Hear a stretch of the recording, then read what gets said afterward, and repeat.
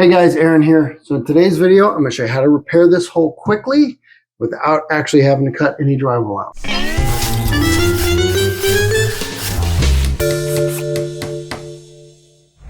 All right, so to patch this hole, we're going to be using the 3M high strength large hole repair kit.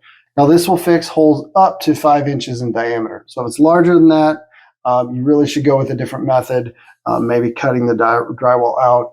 And if you've got a larger hole than that, I've got some other videos. Make sure you check out my channel. I'll post some up here as well. Now, the other thing I like about this kit is that you have the patch, you have the spackle compound, it comes with a knife, and you actually have a sanding sponge in there. So everything you need is going to be right here. So if you don't have any tools, you can easily go get this, and it'll work without needing to go out and buy anything extra. Now, the other thing I like about this kit is that it's using spackle versus drywall mud.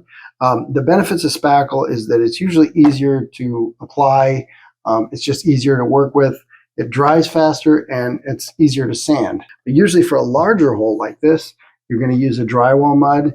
It's because that drywall mud is going to set up a lot harder, and it's going to be a little bit stronger. Drywall mud, though, is not always as easy to work with. Usually you're going to put 2 or 3 coats on. Whereas with spackle, sometimes you can get away with 1 coat. But drywall mud, usually you're going to have to sand it a couple times, then you're going to paint it. The reason you can use spackle is because this is fiber-infused spackle, so it's going to be a little stronger than the normal spackle. So let's get started. Now, when patching drywall, first thing, of course, we want to do is we just want to clean up the hole or clean up whatever we got here. And that means we need to get rid of all this extra drywall on the back and any paper that might be sticking out. You want to sand this down and just clean it up as best as we can.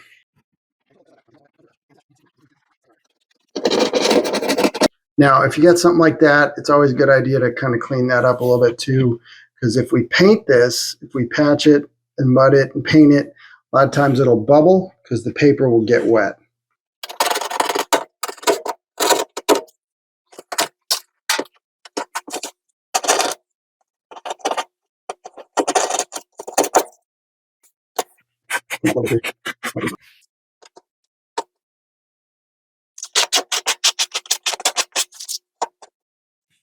Now, the next thing we're going to do is we're going to take our back plate. We're just going to remove the tabs on each side. So remove the paper on each side like that.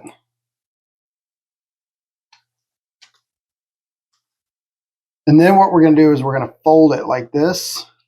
And make sure you're holding on to this thing. Make sure you're holding on to plastic here. And then you're just going to push it back inside there best you can. And then let it open up like that. And we're just going to pull it tight. And we're going to hold it for 30 seconds. And you can kind of let loose there. And we're just going to take this and we're going to push it back inside. It won't fall through, but we'll just push it back inside. And then you can kind of stick your fingers in here and make sure it's tight. You can actually break this apart. So if you don't need that much and it won't fit through the hole, these are in little sections and you can actually pull each of these little sections off.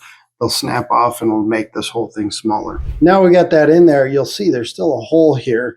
So we got to fill that hole up. And what they do is they put a piece of mesh, basically a piece of mesh tape in there. And we're just going to pull the back piece off of it. Like I said, you can cut this if you need to. It is a little bit large for just that hole. What you can do is measure it out, kind of cut it a little bit. And we're going to take that,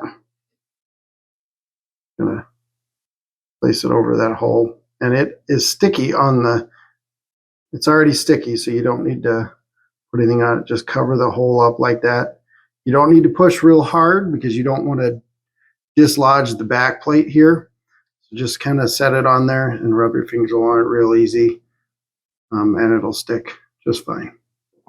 Then we're going to take our spackle compound. And again, this is reinforced with fiber, so it'll actually be a little bit stronger. Otherwise, I wouldn't use it, and I would say use drywall mud there. But like I said, you do have a back plate here, and this is fiber reinforced. Just grab some of that and then just fill it in. You don't have to push real hard again because you don't want to dislodge that back plate. Just fill it in like that.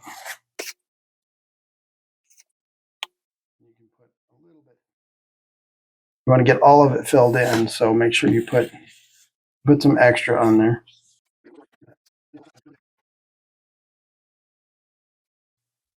Now, the other thing you'll notice is it's not very smooth. So what you can actually do, you can wait for this to dry and then just come back and sand it and smooth it out. Or what you can do is just get the blade wet here, like this. You don't need to hold water on it or anything like that. Just get it wet. And then just take your knife and slowly go over it. And it'll start to smooth it out. You'll see. Like that. Now be careful it doesn't pull, because it will pull some of it. But you want to go both directions. Keep it close to the wall, like that. And it'll fill in, and you'll see it starts to smooth everything out. And again, when you come back and sand it, it's just an easy sand. Now, for this to dry and set up properly, we're going to let it sit overnight. But the reality is, I've spent less than 10 minutes doing this. Let's give this overnight, and we'll come back and finish it up. All right, so now that we've let our patch sit for 24 hours and it's completely cured, now we can just come back, sand this smooth, and then we'll paint it up. So let's go ahead and sand it.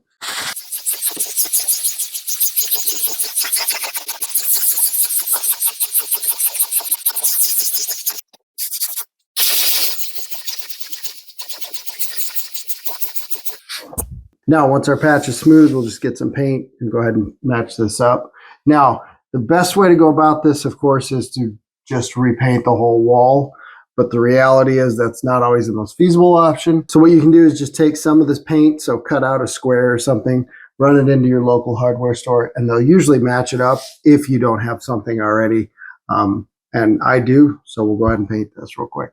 Now, what I really like about this solution is that it's quick and it's easy, and you're not doing multiple, you're not having to sand multiple times. You just simply put the patch in and then cover it once. That's one of the better, that's why I like it versus just doing regular mud. A situation where you're doing a California patch, or even where you're cutting a hole out, you're going to be mudding it multiple times.